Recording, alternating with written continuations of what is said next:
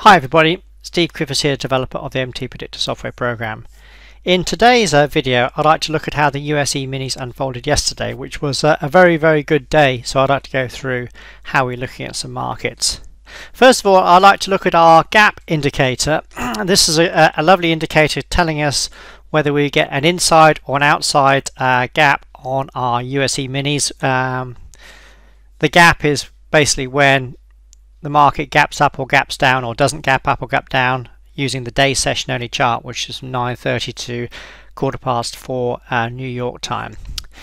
There's more information on gaps on our website, but basically an inside gap, as the indicator found here yesterday, normally fills. What that means, it goes back down to the previous close. Now this is quite a common technique used by other traders, but the trick with MTPredictor is knowing where the gap will actually fill from. In other words, where you enter the market. For this we put our decision points on. So I want to go through the three markets. On the ES, here's the last pivot. So we place our decision point on, and basically as of the high yesterday, basically the market didn't reverse at our decision point level. So the ES wouldn't have been a good candidate to look at for this. The YM, also an inside gap. We go back to the last pivot high, which was here, and you can see we weren't really at any resistance, so it wasn't a good one to take. But now compare that with the NQ. If we go to the NQ, again an inside gap up. We go back to the prior pivot high, which was here. Now remember, the decision point is a leading indicator. This is on the chart in advance. In other words, it leads the market. So before the market even opened yesterday, you'd have had this level on the chart ready and waiting for you. So do you see the difference of the NQ? Is that we had the inside gap up, it went up into this level where it then made a red sell bar. Do you see this red sell bar? So this would give you an indication that the market was running out of steam, but more importantly at the level we already had on our chart. Let's place a trade around this. We have entry at the red sell bar, initial stop on the red sell bar, and to close the gap we'll be coming down to the previous day close, which you can see we have on the chart there for you. So that would have been a very nice trade early in the day for a nice 2.7 hour profit. Remember, we use correct position sizing to keep our initial risks small and under control, and as such have profits that are larger than our losses. But do you see how the use of our DP in advance then allowed us to highlight which of the three US E-minis was the best one to trade, but more importantly at what level the market was going to reverse to then fill the gap. That's the important point. We need to know that to then keep our initial risk small.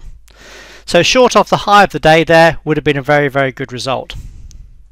Let's now zoom in a bit. I just want to take that indicator off the chart just so I have a little bit more space on the chart. There we go. Let's have a look what unfolded a bit later in the day. For this I want to go back to the ES. Just take that off. On the ES the market declined down. We actually went back up to this level here where we had a TS2 sell. In fact, this history triangle would have allowed you to get into this trade a little bit earlier because there was a double top there.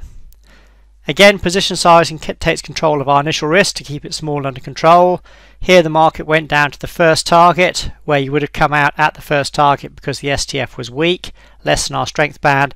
So that would have netted another 2.9 hour profit. So that would have been very nice indeed. But the trade I want to look at is this DP buy here at the bottom.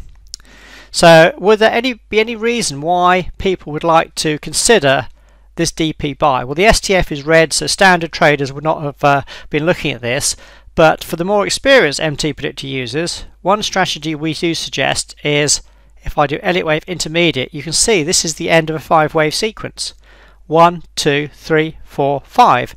More importantly, the wave 5 was reversing with this blue buy bar right at the typical wave 5 WPT. This was a setup I looked at in my last video as well, and remember I said that because it was a slightly more aggressive setup, you then had to choose how you want to manage it. So let's place the analysis on this, and again our position sizing takes care of the number of lots or contracts in this case to keep our initial risk small and under control. But do you remember I was talking about when the market exceeded the 100% initial risk level, if you're a bit concerned about the trade, that is the point where you could then bring your stop to break even. In this case the market never retrace back to the entry level, and it would have, whoops, didn't mean to do that, sorry, drag that back down again. I meant to drag this across, and as you can see, the market went up to that level there, where it then hit the target for a nice 3.3 hour profit.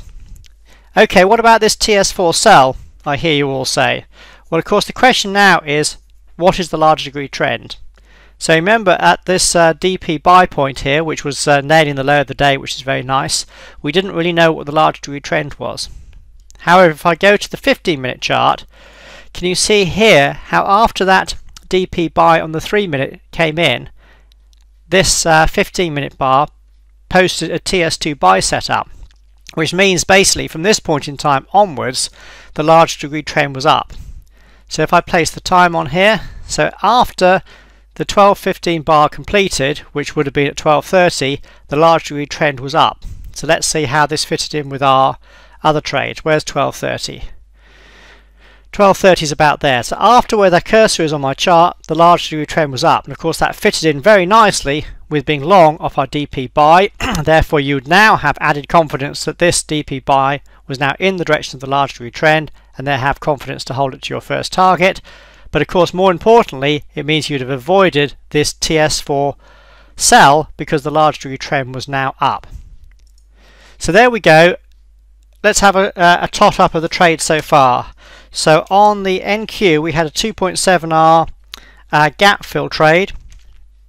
Then we had a nice 2.9 hour profit on our TS2 sell. Now we've just had a 3.3 hour profit on this DP buy, which actually, if my maths is correct, is approximately 8.9 or just under 9 hour profit, which actually is a very, very, very good day indeed. But what I liked as well is not only did we catch, if I go back to the NQ, not only did we catch the very high of the day with our leading decision point indicator there, which allowed to get you a lovely gap trade. Remember, we did that at the beginning of the video, so we caught the very high of the day on the NQ there, but also when we came to take this DP buy here off the low of the day, which was also the end of the 5-wave sequence here, this actually caught the low of the day as well. So looking back on this, MTPredictor managed to nail the high and low of the day for you in at least one of the 3 US E-minis, and along the way had some very, very nice trades indeed. So hopefully this has been a good video to show you the kind of stuff that we teach in our MTPredictor training webinars, and to take our MTPredictor customers to much higher levels. Once you get an understanding of how to use these tools, you can see that you can actually uncover some very, very nice trades, and yesterday was a good example of some different trades that unfolded on the US E-minis.